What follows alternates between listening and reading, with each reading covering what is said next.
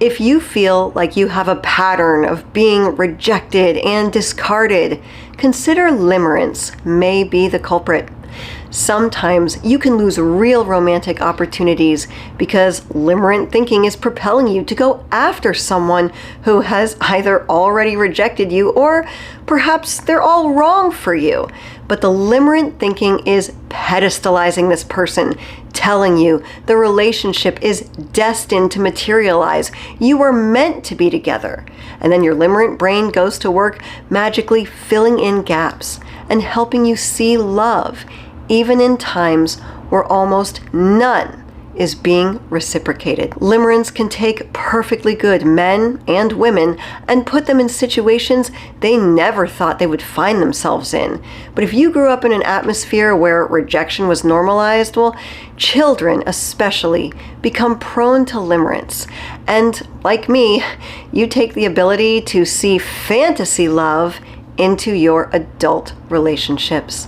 Hello friends, my name is Maria, and for almost my entire life, I existed in the half-love universe where chasing people who were unavailable to me became normalized. I thought it was normal.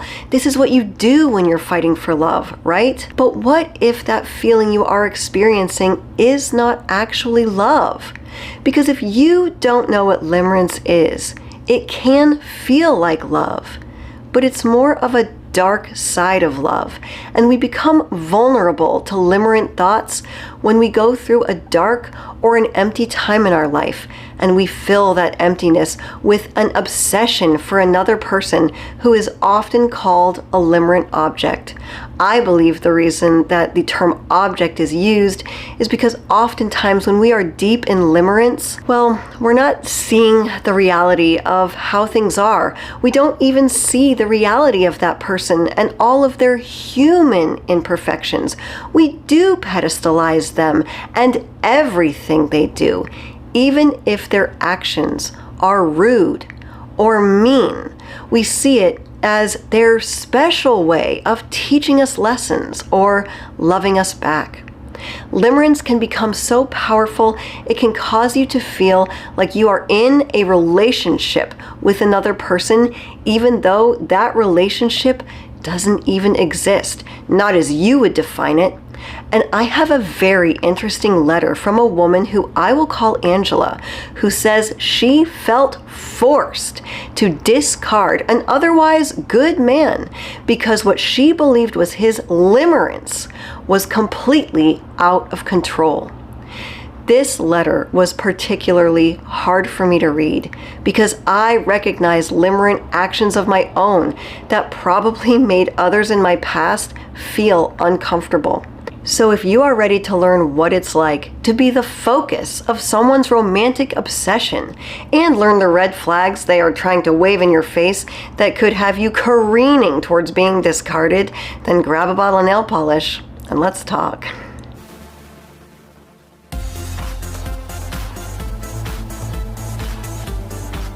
This letter is about limerence, but the red flags we're going to go over that someone is eventually going to dump you apply to everyone, regardless of whether or not limerence is involved. So if you have a pattern of going after people who seem to ultimately always reject you in the end, stay tuned. Okay, now Angela, who is a 32-year-old woman, is writing about her friend Ollie, who is a 39-year-old man. And Angela says, "When I first hooked up with a friend who I will call Ollie, I was an absolute emotional mess. My business was under strain, my finances were under strain, my brother was very ill, and I had just gotten discarded by a man I was in love with. So I made the stupid decision to go to a house party and use drugs and drink alcohol until I couldn't see straight anymore. I know this was not the answer, but that night it was my answer, and I felt like I was finally having a good time. Now, I had known Ollie for over a decade, and he was at the party that night. He wasn't doing drugs, but he was also drinking, and we both made the consensual decision to extend the good time and Uber back to his house for a little one-on-one after-party action. The next day, I went back to everyday life, which still actively included trying to get my ex back who had dumped me. But it became clear very quickly that Ollie didn't want the party to end. That week, he kept messaging me, asking me to hang out. Every time he invited me to do something that week, I turned him down. I didn't feel differently about him after the party. It wasn't that kind of connection for me. So I kept telling him I couldn't go out with him. No, I didn't want to have romantic dinners with Ollie, or go bowling, or Netflix and chill. I never did before, and Ollie wasn't my boyfriend. But I didn't realize that's not how Ollie saw things. To him, we hooked up, and now we are an official couple. I was not prepared for him to believe that just because we had one drunken hookup, we were now a couple. But I kind of understand it, because I know back when I didn't have a lot of relationship experience, I thought that too. We slept together, so now we must be together. Now, obviously, for me and Ollie, it wasn't like we ruined things because we slept together too soon. I had been friends with him for over a decade. He was even one of my roommates at one point. I had never once made a romantic pass at him, or even alluded to liking him. And I certainly dated other guys right in front of him. If he had given me sparks, he would have known it a long time ago. In the months that followed, Ollie continued to message me and ask me out, and he would start to seem a little upset whenever I turned him down. It got to the point that even though I don't believe we were ever officially a couple, I still felt like I had to formally break up with him. I even told him during that breakup that I was still devastated over my ex. Ollie did seem to accept what I said in that moment, and he calmed down with the invitations for a couple of months. So I started to feel a little more comfortable, and I decided to go to a board game night that he would also be attending with a group of our mutual friends. But all night, Ollie kept trying to find ways to make physical contact with me. Like when I was doing something in the kitchen at the counter, he came up behind me to ask me what I was doing. But he would stand so close that his chest would brush up against my back. During the board game, he kept trying to play footsie with me under the table. I was sitting across from him, and I kept scooting my chair back. He would scoot his chair forward and continue to try to make contact with my leg. I finally excused myself, saying I needed to get something from my car, but once I was outside, I just left. 30 minutes later, I began receiving angry text messages from Ollie in all caps, telling me the next time I get a boyfriend, I better warn him that I only go on dates once every 7 months. I was stunned. Not only did he not understand that we were not boyfriend and girlfriend, he actually thought that we had been on a date together that night. I began to believe he was delusional. Well, limerence can be very delusional. And that night was the first time I began to wonder if I was going to end up having to call the cops on him. Yeah, if you're a woman and a man becomes obsessed with you, it can be very scary, especially if it feels like they are not thinking straight. Angela goes on, I don't know why I went to the board game night, even though I still was not 100% comfortable around Ollie. I'm sure there was a hopeful part of me that thought we could get the friendship back. We had been friends for a long time, and I was an active participant in what went down, and I felt like I had also really hurt my friend. This is why hookup culture can be so damaging. Because unless you are hooking up with a total stranger, which poses all kinds of its own problems, hooking up with someone that you know is almost never mutually indifferent. Inevitably, someone gets hurt. And I'd like to take a few minutes to go over some of the red flags that Ollie blew right past that could be a sign to anyone that they are about to get rejected and hurt. And then we'll come back to what happened between Ollie and Angela and find out if she ever actually had to call the cops on him. So, red flag number 1. Angela says, when I first hooked up with a friend who I will call Ollie, I was an emotional mess. We want to learn about someone before we get in too deep with them. And one of the main things we want to observe is consider where someone is at in their life when they are suddenly showing interest in you. And I would say that sleeping with you is showing at least some interest. Now, the big red flag for Ollie, Angela was coming from a place where she had just been dumped.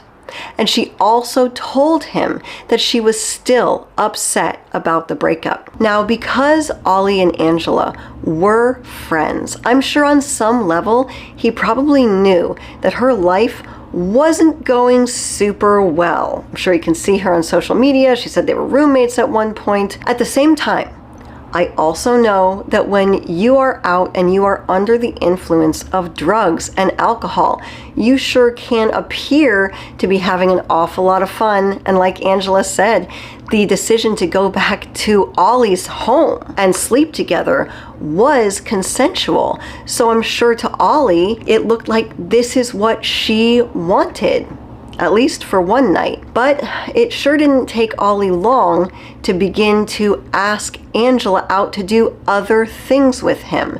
Like she said, it became clear very quickly that Ollie didn't want the party to end, but I'm sure he would have ended it if he had been paying attention to red flag number 2, which is every time Ollie invited Angela to do something else the week that they were together, every time Angela turned down his invitation. And she says she turned down his invitations because she didn't feel differently about him after the party.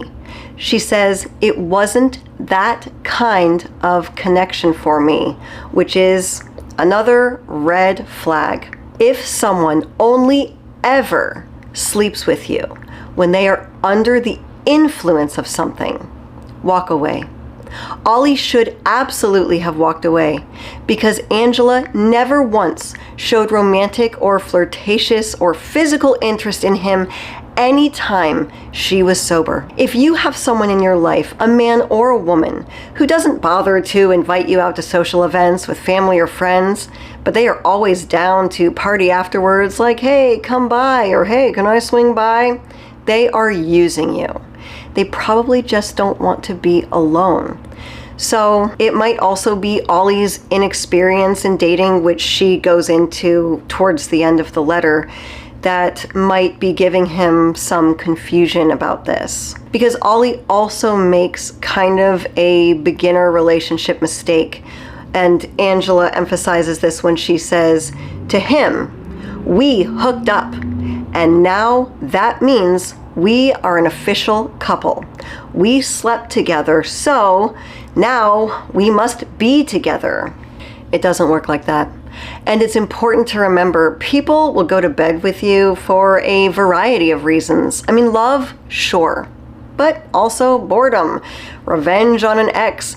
Maybe they are intoxicated, or maybe for one night, for whatever reason to them, there's something about you that looks pretty good. But welcome to the other half, where we know attraction is not just about looks. We also need to take care of the inner half. Because if you don't respect yourself enough to uphold boundaries, or the need for external validation is propelling yourself to give yourself away before any clear conversation of feelings has been had, you could end up more traumatized than you were before this relationship was ever established. And sleeping with someone too soon can actually sabotage relationships, but that's for another video. Now, I agree with Angela when she says they have been friends for over a decade, so it probably wasn't too soon. I think if you have been friends with someone for a really long time, in those cases, it's totally normal for people to sleep together a little sooner. But you still never really know someone until you begin to get to know them in more of a romantic way. I did have an experience when I was younger. I had known a guy for a couple of years, but when we started dating, it was like a switch flipped. I had never known that side of him. So I'd still say, go ahead and take your time. But I do understand where she is coming from. But I also believe Ollie blew past a huge red flag, which is if someone like a friend knows that you find them attractive and you'd probably date them if they asked, but they still choose to date and marry other people. And now all of a sudden, like 8 or 12 or 15 years later, they're jumping into your arms. Why weren't you the first choice? Because it's not like you were never available. So why now? Which actually brings us reeling back to red flag number 1, which is where you consider, why now? Where are they at in their life? Do they coincidentally happen to be going through a hard time, a business collapsing, a divorce, a hideous breakup, financial ruin? Are they intoxicated in that moment? Like, why all of a sudden, after all of this time, you are the one? Ask yourself that. You don't want someone who's choosing to be with you because they cannot stand their own lives in that moment. That's almost a surefire sign that they're just looking for someone to have a good time with as an escape from what they are going through.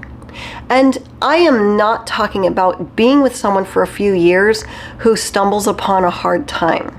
Pull out all the stops to help that person. But waiting for someone who you've just met or just started hooking up with or dating, waiting for them to go through a wreck of a time to finally prioritize you, is pretty much waiting for someone to finally regain their strength and then completely bulldoze you down. Now, this next piece isn't necessarily a red flag, but it is not something I can gloss over. Angela says that during the board game night with a group of mutual friends all night, Ollie kept trying to find physical ways to keep in contact with her. I cannot stress this point enough. If someone has already expressed they only want to be friends and you continue to find ways to touch them, you're gonna find yourself in the creep zone. And here's the difference. People get rejected or broken up with for all kinds of reasons.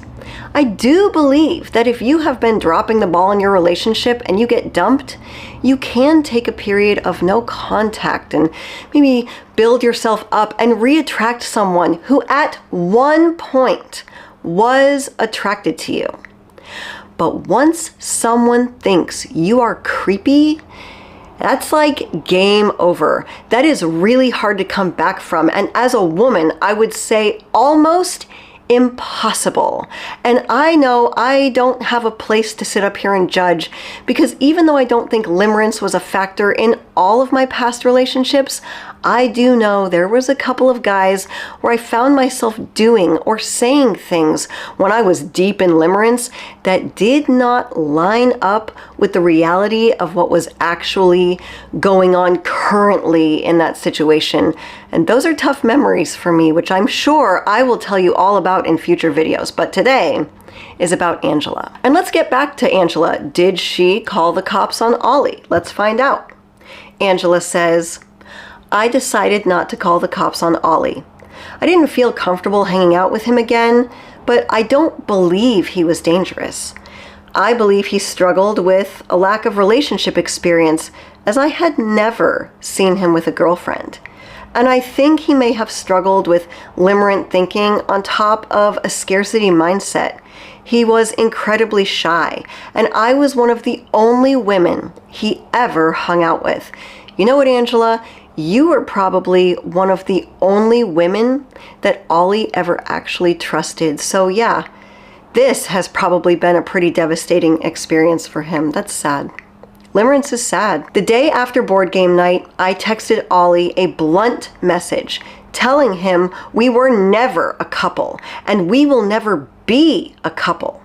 He did not respond, and I didn't hear from him for a couple of months. And then, even though they were fewer and farther between, the invitations to hang out began again. If he saw on social media I had a hard day, he would text me asking if I wanted him to cook me a nice dinner to help me unwind.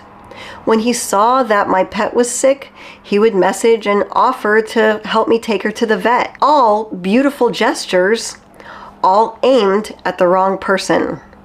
Exactly.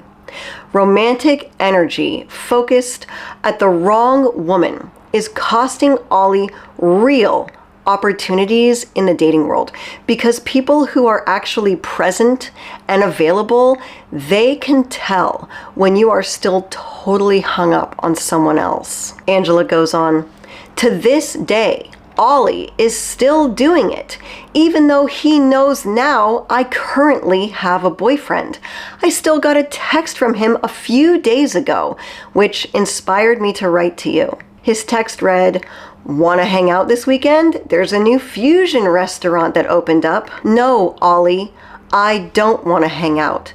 And I believe I answered that question over a year ago. And I sort of think it would be inappropriate, as I have a boyfriend, to go hang out at a bar with a single guy that was obviously interested in a relationship and that I once hooked up with. Yeah, I've been around the block long enough to tell you that I have had girlfriends who, they meet these guys online and they insist that they're such good friends with these women that, they used to have casual hookups with, and it's nothing. And then that guy always ends up cheating on them with the girl that they shouldn't be threatened by. Everyone with any experience knows that these are the exact people that you should be threatened by. And if you are here's a big red flag. If you are dating someone who insists on hanging out with an ex or a previous F-buddy, and they insist that there's nothing going on, and they are actually willing to start fights with you and cause harm to your relationship because they just have to continue meeting this old flame.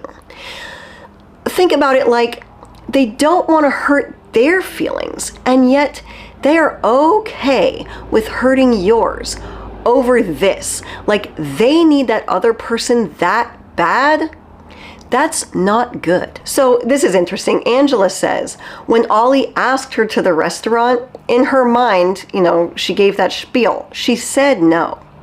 But she says, I didn't actually type that to him. I just left his message on read, partly because I didn't even know what to say anymore, and partly because I don't like the guilt I feel every time I'm forced to turn him down. One thing that I have personally learned is that when people begin to associate you with exhaustion, stress, guilty, like negative feelings, I think that's when they will begin to naturally avoid you. And that happens to everybody. Think of really annoying or exhausting people that you don't want to work with, that always they come into work and they always have something negative to say. It's like after a while you begin to associate them with negativity, and then you see that you're shifted with them and you're like, oh, like you're already tired. So I think that just the avoidance naturally begins to happen. Okay, listen to this. Angela says there was one point where Ollie messaged another invitation, and she said, I did message Ollie back and told him I thought your channel could help him. Well, thank you for sharing. But he insisted that he doesn't want to watch your channel because it's not for him. It is exactly for him. We don't always get rejected by people who have an avoidant attachment and they just can't handle their feelings. Some people struggle with rejection of any kind. And if you're like me, limerence can hide the rejection. It can keep us from seeing the rejection, or the rejection becomes a challenge to prove something, to win the other person over. It doesn't even matter why you're getting rejected. Even if they're rejecting you because they are just not interested. Angela obviously doesn't hate Ollie. She's just not interested in him romantically. Part of me hopes he does watch this episode, because sometimes it's really healing to see your situation told through someone else's perspective. I had a gentleman tell me in the comments the other day, he's a member of the channel, and I was honored to read a story that he wrote. And he said that having me do that was one of the best decisions he ever made. He said it was healing because, this is my opinion, I felt like it was healing because it's like you're watching a television show of it. It's like it's someone else's story. And when you take yourself out of the situation and you're looking at it, you're standing there like, oh my God, what are you doing? Get out of there. And the answer becomes so clear. It cuts through a lot of the traumatic confusion. I'm going to go ahead and put my Gmail in the description below if you would like me to anonymously share your story. Angela goes on and says, to say I was going through a bad time in my life when we hooked up, that was an understatement. I was a wreck. And if I wanted to, I could have really taken advantage of Ollie. He was almost 10 years older at 39, and he made a good living. Women who take advantage of good men is exactly what happened to my friend Henry, whose generosity was completely exploited by an avoidant woman who was going through a divorce. And I'll go ahead and link that video at the end. Angela said, I had no interest in taking advantage of Ollie. Using Ollie was not the intention, although now I'm sure he probably feels like I did. And maybe I did, at least for one night. I was having fun for the first time in a long time, and I chose to have fun with my friend. But now that friendship is complicated and strained. Not to mention, he continues to ask me out, which is a waste of time for him. I can tell he wants someone to spoil, and I pray that someday he can let go and pursue a woman who will say yes. You know, substances don't solve your problems, and hooking up with people doesn't solve your problems. You must go in and fix your problems soberly. And limerence is tough because leaving it behind doesn't just feel like you're trying to get over someone you're in love with. It actually feels like you're going through withdrawals. Some people express coming out of limerence and finding that the thought of being with their limerent object was the addiction. It was pure dopamine. It wasn't so much love as a total adrenaline crush. And if you would like to find out what happened to my good friend Henry, who was used by an avoidant woman, I'll put that video right here. My name is Maria Adriana. You did not have to live Angela or Ollie's life, but I certainly hope you can learn something from it. As always, thank you for visiting The Other Half.